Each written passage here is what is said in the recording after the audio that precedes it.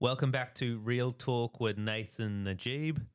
Today, we're going to be talking about the macro and microeconomics affecting New Zealand and the real estate market. We'll also look at the future outlook for the next 12 to 24 months in real estate. What's Nathan Najib's predictions?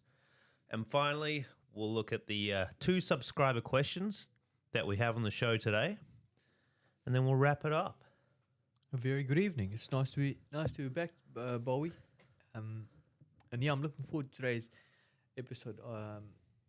I know you like to share the questions with me, and I don't even look at it until now because I think it's more authentic, more real when you just answer it off the cuff. Yeah, definitely. It's more authentic.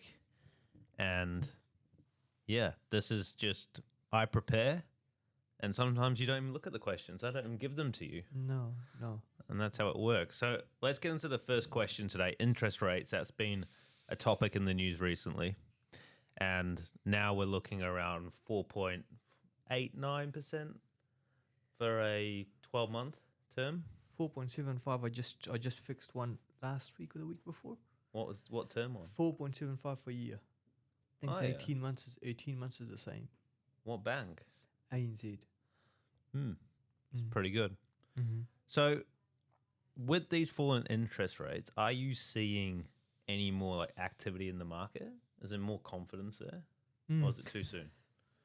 The interest rate, the lever that I've spoken about in the past, that the puppet masters play with is that interest rate increase the taxes or decrease the taxes. In particular, when it comes to the economy, it's the one of the five variables that we talk about is the interest rate, right? The OCR.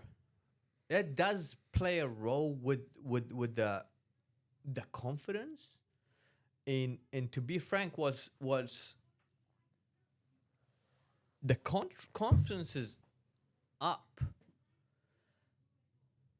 The reality is it may get the economy going, but it's long term not a good thing for us. Because if the economy turns and the market takes off, then the price will get back up again. At the moment, we are one of the worst countries to own real estate in, right? Yeah. I mean, unless you bought like 10 years ago. No, right now is what is it? 7 times? Oh, yeah. 7 times 3 or 7.7 times 1 times household income, right? Medium household income versus house prices right now is actually in the 8s. Is that right? When you look at the median. Mm-hmm. Yeah. Mm-hmm. It should be between 3 to 5 times household income. So what happens, that becomes, we hit it towards the cliff, right? Somebody needs to come in, put a stop to it. Or what goes up comes back down. And if nobody wants to buy real estate, can afford to buy real estate, then there's going to be one thing going down, crashing, right? Yeah. And nobody wants that.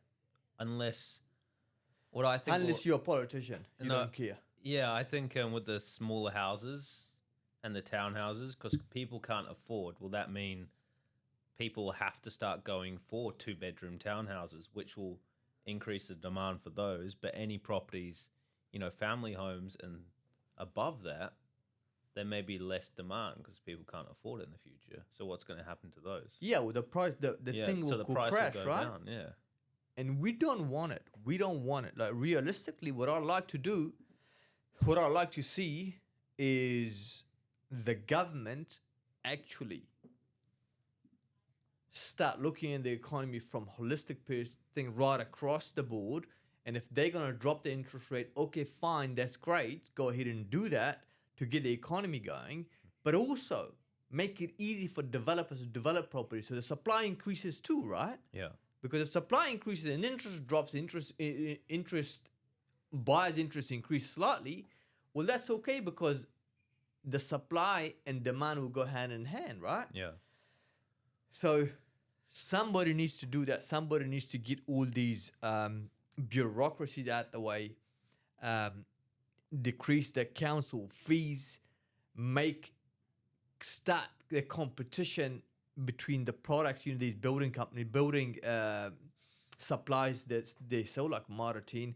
There needs to be more competition for those guys, so they don't increase their price, or at least the price come back. Because if I'm a developer and it costs me less to develop my land, I'll sell my land cheaper to the builders, and builders will be able to build cheaper, so it gets passed on to the consumer, right? So the price needs to come back right across, and only the government can do that if they really want to help our New Zealand citizens. Yeah. Yeah. Well, what are you seeing at the moment with the cost of new builds, and how affordable is that? Is it still relatively? Is it higher than actually purchasing an existing home?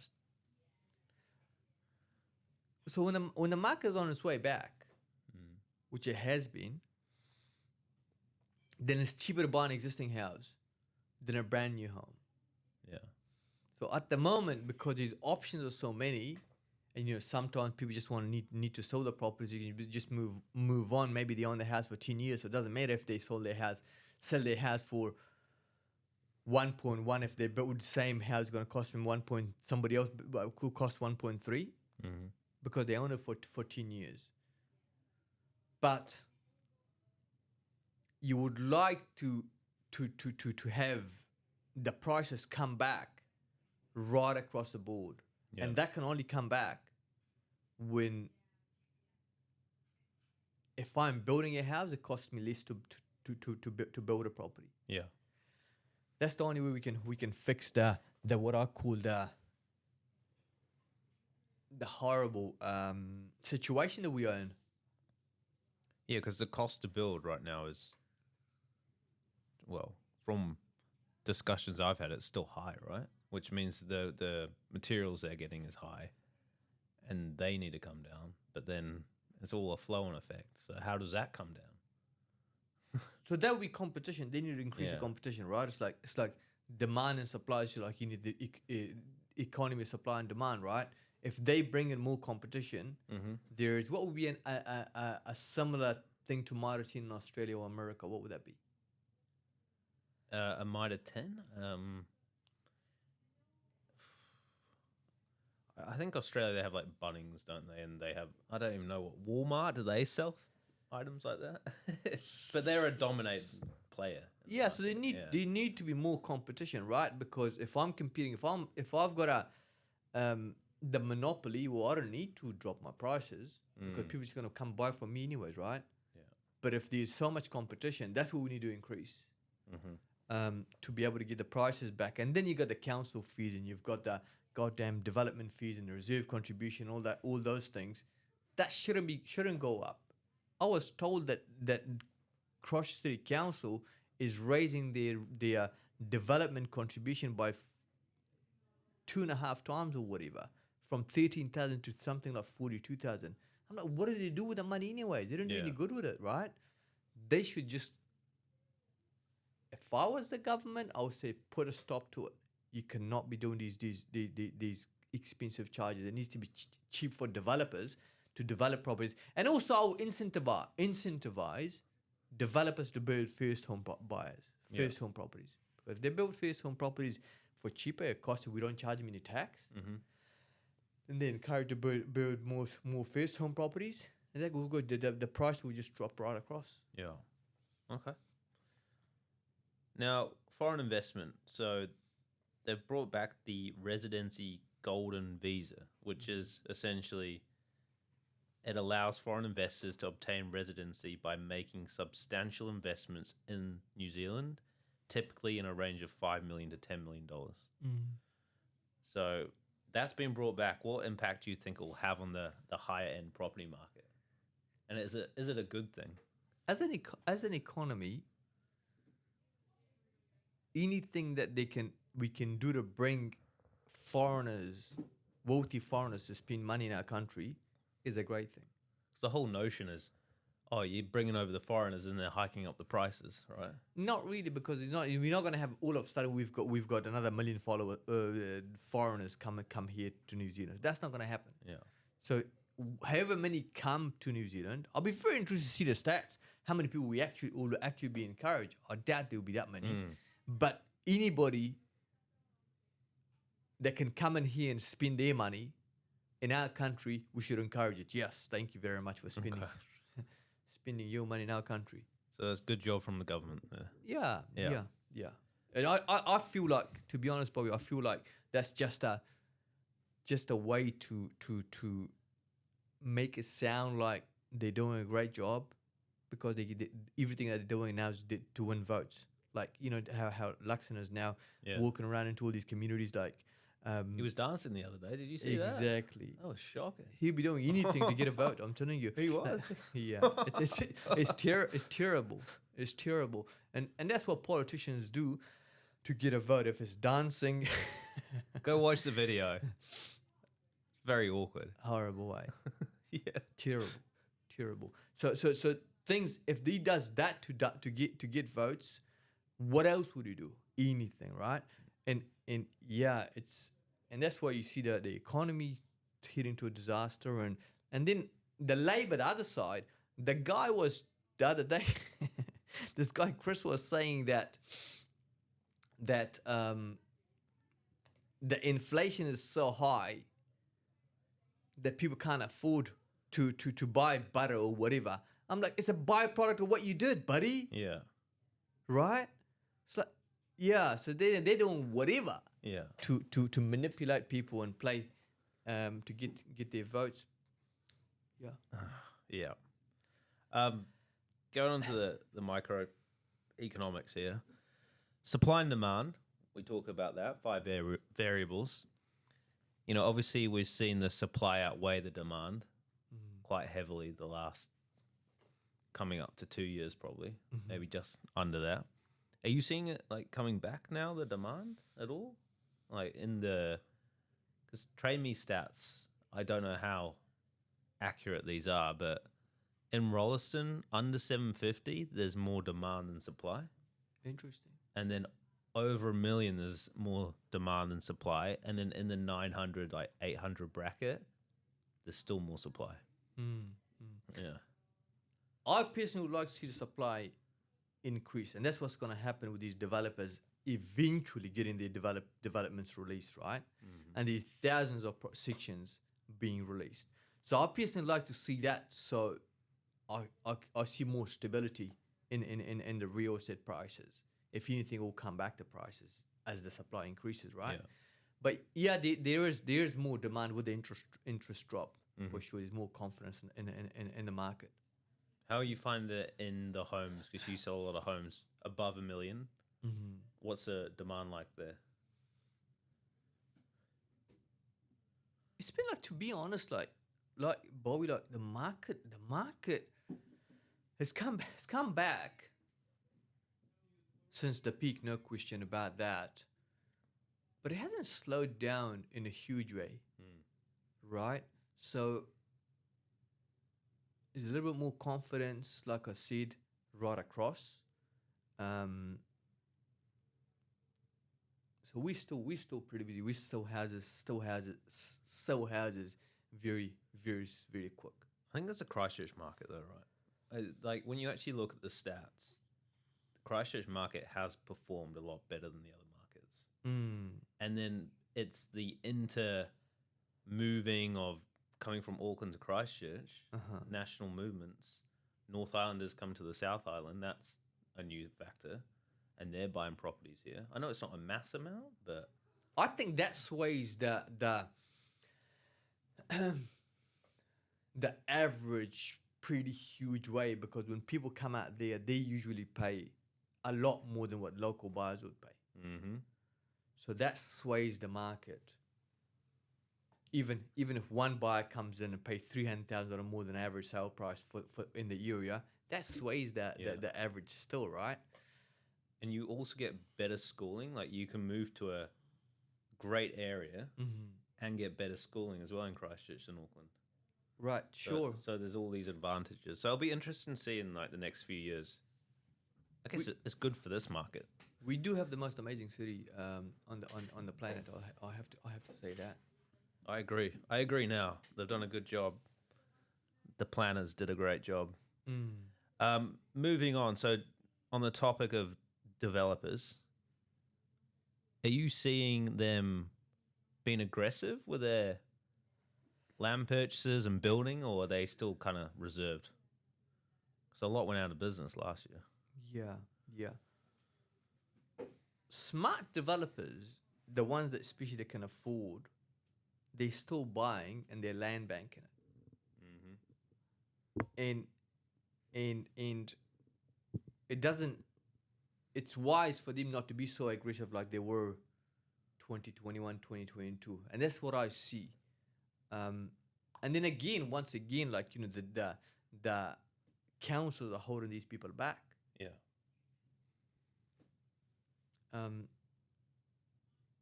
They need to find land. The other day, our GM Tony, he gave me this news article, and it was one of the big developers in Christchurch, and they were trying to buy Prebleton properties that were like 3 to 4 years old, like pretty much brand new homes, to then buy it, pull it down, and then develop the land there. Right. Crazy. Yeah.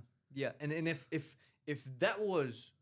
I was to stabilize prices, I'll allow them to do that, and I'll give them the consent ASAP and charge them a lot little than what they charge now for the reserve contribution and the council fees and all that kind of stuff. So then I've got a whole lot of more properties coming to the market, right? Yeah. And that will slow the market down. Cool. All right, prediction time.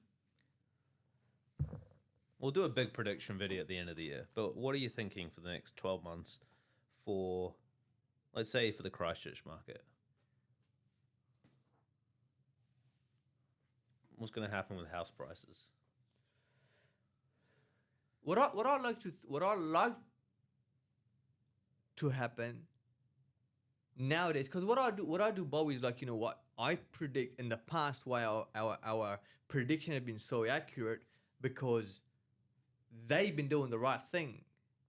Now they're doing things for the getting votes. So if what I like to happen will be totally different than what potentially may happen. Yeah. Right? Because they're not doing it to make the economy better. The way I predict, I'm like, okay, right. I would like to see this, and then because they cared about it, they wanted to bring the for example, the average house price 3 to 5 times household income. That's where it needs to be at. Then they need to get the prices back, increase the interest rate and all those things, right? Slow the demand and increase the supply and all that kind of stuff, right? But that's not what they're interested in now. Yeah. What they're interested in, like, getting votes. So you're basing it on what the government's going to do. Like, what actions will they take that will then potentially affect the real estate market? Yeah, because which may be a positive one because they're trying to get votes. It will not be a positive one in the majority of cases when they want to get votes, right? So what they're trying to do is trying to get, because people, it's actually not right, because what they used to do was what was the right thing to do. Yeah. But people, because they don't know this, a lot of people are very ignorant when it comes to the financial market. They were like, they increasing the interest rate and they decreasing spending. So the byproducts, obviously, people losing jobs, right? Like, that's a bad thing. It's actually not a bad thing. It's a good thing for the economy. When you decrease the spending, inflation comes back. So things become like cheaper in the supermarket. Yeah. So what I think will happen, what's my thoughts on in the next 12 to 24 months? I feel like the interest rate would stick around 4.5 to where it is now. I think it should. Yeah. I think it should stay in that. I think there's going to be more supply because the developers still developing properties.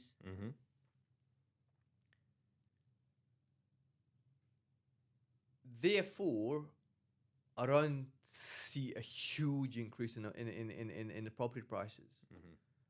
I still like to see it under 4%. Between 2 to 4% is good, healthy growth. But if they thankfully increase the supply, then we will only see around 2 to 4% increase in the real estate. Okay, so you reckon we might get back to a little bit of growth, or the healthy growth that you healthy about. growth. What I'm talking about. Hey, solution to fixing a housing crisis or unaffordability that we have at the moment. Yeah, I've put a bunch of things together. Like, these are the things that I would suggest or slow or get things in order. Would be stopping immigration and taking care of our own people, our own citizens here. Yeah. Increasing productivity and helping getting our people to stay here rather than going overseas. Giving them good salaries. Cut down on bureaucracy and fees and all that kind of stuff, and fast track consenting. Increase supply of inventory, which will happen if they fast track consenting thing. Decrease taxes and incentivize businesses. The interest rate, I think, should stay where it's at, which means in turn there's more money in people's back pocket. Yeah. Because if it's a 6%, now it's a 4.75%. Good, more money in our pocket, right? The regulations need to go. There's so many goddamn regulations. It makes it actually harder for tenants to be able to afford properties. If a tenant wants to live in a cold house, what's your problem? Because as soon as you spend on insulation and a heat pump and you're going to increase the rent, right? Yeah. Now the rent would have been $350. Now it's like $550. So get these silly regulations out the way. Incentivize building first homes. Perhaps no tax on if you build first home. If you're a developer, you want to build first homes, we're going to charge you no tax. And increase building product, more competition, that will help the prices come back. Yeah. So if you do all those things, then the prices should come back right across the board. What do you think, out of all those points, what ones do you actually think will happen, though? Yeah.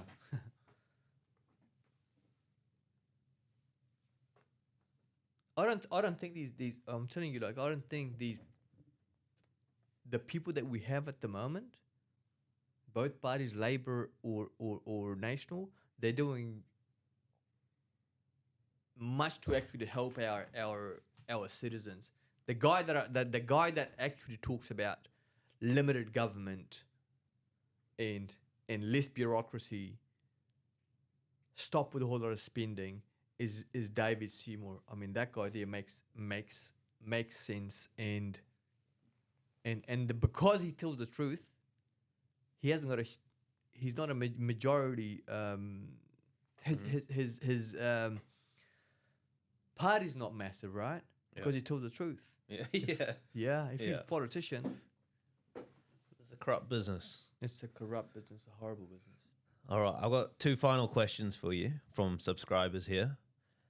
One listener says, our mortgage is up for a renewal on the 5th of October, just before the Reserve Bank's OCR announcement on the 8th. Should we switch to the floating for a week or two to wait for a potential rate drop? What's your advice on this? Yeah, you got to calculate though how much it is in the week or two, because it may drop. It's not going to be a huge drop. It's going to be maybe 0.45. Like the last drop came from 4.85 to 4.75. Yeah. And I fixed a 4.85 a couple of weeks ago and didn't make much difference if it's only 0.10%. It actually doesn't make much difference in the month that you're paying, yeah. Exactly. No, what I'm saying is, like, if you fix it, yeah, because the floating would be how much? will be listed. A floating you may be floating at about 5-6%. 6%. Yeah. Yeah, if you want to see just save that 0.10% or 0.15%, Yeah.